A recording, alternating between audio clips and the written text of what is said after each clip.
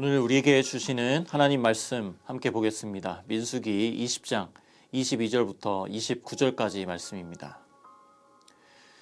이스라엘 온 회중이 가데스를 출발하여 호르산에 이르렀다.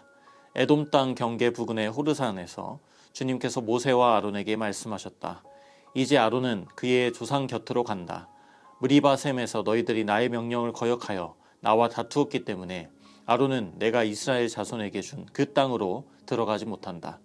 너는 아론과 그의 아들 엘르아살을 데리고 호르산으로 올라가서 아론의 옷을 벗겨 그의 아들 엘르아살에게 입혀라.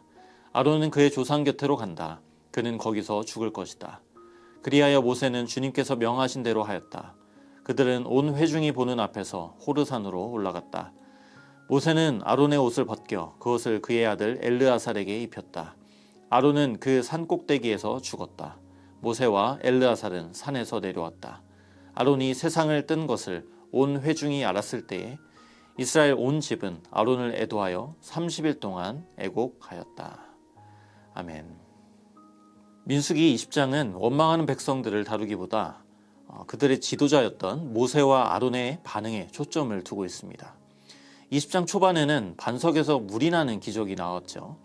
출발은 좋았습니다. 모세와 아론이 하나님께 엎드려 기도하고 하나님의 지시를 받는데요.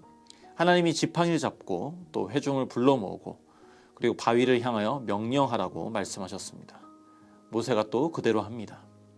자, 다만 하나님은 물이 나게 한 것이 하나님이심을 철저히 드러내기를 원하셔서 그저 말로만 명하라고 하셨는데 모세는 어떻게 했습니까? 내가 한다 아는 걸 드러내고 싶었는지 팔을 굳이 높이 들고 아주 위용 있게 지팡이로 바위를 2번이나 칩니다. 이것은 하나님이 명하신 것이 아니었죠. 사실 모세도 아론도 그동안 얼마나 힘들었겠습니까? 여기저기서 들려오는 온갖 백성들의 원망과 불평, 불만 이런 것들을 들으면서 그 양떼들을 이끌고 가는데 나는 할 말이 없는 줄 아냐 하면서 불쑥불쑥 얼마나 그 힘을 사용하고 싶었겠습니까? 자, 이런 힘을 사용할 위험이 큰 자리가 바로 리더의 자리입니다. 누가복음 12장 48절에 무릇 많이 받은 자에게는 많이 찾을 것이요. 그러니까 내가 많은 것을 받았다는 것은 하나님께서 그만큼의 사명 또한 주셨다는 것이죠. 백성들의 이런 불신앙적인 불평은 분명히 잘못된 겁니다. 그럼에도 불구하고 주님은 그들을 판단하고 심판하는 모세와 아론의 죄를 심각하게 다루세요. 많이 찾으시는 거죠.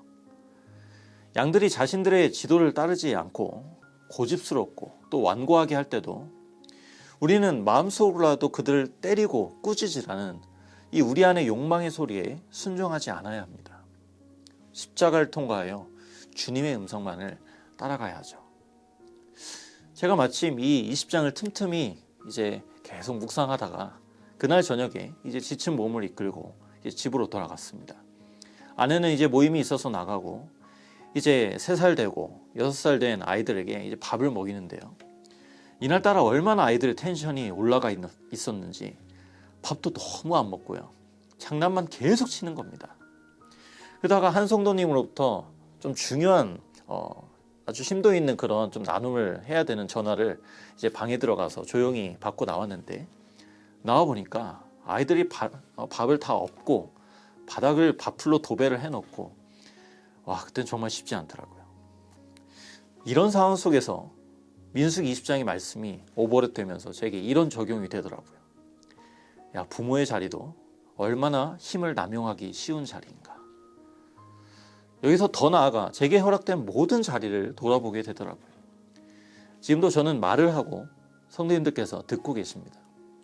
설교자의 자리에서 저는 하나님의 말씀만 대언해야 하는데 자칫 잘못하면 이 자리가 제 안의 욕망과 결부되어서 내가 하고 싶은 말을 하게 될 수도 있는 정말 하나님 앞에서 정말 두렵고 떨리는 자리이더라고요. 또 어느 공동체에서는 리더의 자리에 서서 때때로 내 계획과 뜻과 방법대로 되지 않았을 때 오는 불안, 좌절, 걱정, 그렇게 만들어내고 싶은 그런 힘, 이 모든 것이 얼마나 큰 교만인가도 생각해 보게 되었습니다. 구원하시고 거룩하게 하시는 유일한 분은 내가 아니라 주님이심을 기억했다면 내가 과연 그때 고민을 했을까? 걱정을 했을까? 불안했을까? 반대로 뭔가 소원하고 바라던 일들이 잘 되어져 갔을 때, 그래서 뭔가 좋을 때, 그때 나는 내가 구원의 자리에 있지 않았던가? 조금이라도 하나님의 영광을 가져가려고 하는 그 마음이 내 안에 있지 않았는가? 돌아보게 되더라고요. 그래서 여러분, 이사야 42장 8절에 보면 주님 말씀하시죠. 나는 여호와이니 이는 내 이름이라. 나는 내 영광을 다른 자에게, 내 찬송을 우상에게 주지 아니하리라고 하셨습니다. 하나님께서 성도님들 가운데 어떤 자리들을 허락하셨습니까? 또 하나님께서 그 자리들을 감당할 수 있도록 내게 맡겨주신 어떤 힘들을 주셨습니까? 그 모든 자리, 힘과 자원이 다 하나님께로부터 왔고 하나님을 향하는 목적으로 주어졌다는 사실을 기억할 때 우리 모두 하나님께만 모든 영광을 올려드릴 수 있기를 간절히 바랍니다. 만약 모든 것이 내 뜻대로 되지 않는다면 그것은 오히려 하나님이 하나님의 때에 열매를 맺으심으로 모든 것이 전적으로 하나님께 달려있음을 알게 하시려는 것임을 우리가 기억할 수 있기 바랍니다. 그래서 하나님께만 소망을 둘 수 있기를 바랍니다. 모세와 아론은요, 하나님이 세우신 자리에서 스스로 백성을 심판하고 스스로 백성을 구원하는 자가 되려다가 결국 어떻게 됩니까? 주님을 거역하는 자가 되었어요. 24절에 하나님이 이제 아론이 죽게 될 것을 말씀하시면서 너희들이 나의 명령을 거역하여 나와 다퉜다고 하십니다.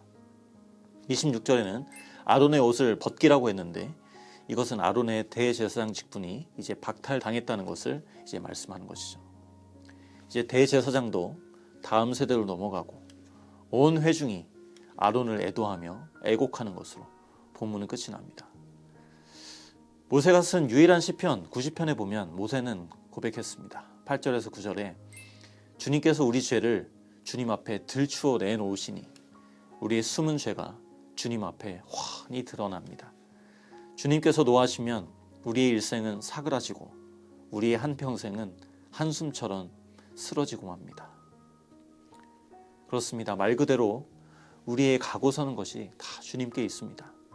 우리의 삶을 하나님께서 한순간이라도 붙들어 주지 않으면 우리 인생은 그야말로 사그라들고 맙니다. 광야의 1세대는 그렇게 하나둘씩 사라져가는 것으로 또 그런 슬픔 가운데 본문이 끝이 납니다. 자, 이렇게 민수기 20장은 저주가 있고 죽음이 있고 어둠의 그림자만 드리운 것 같습니다.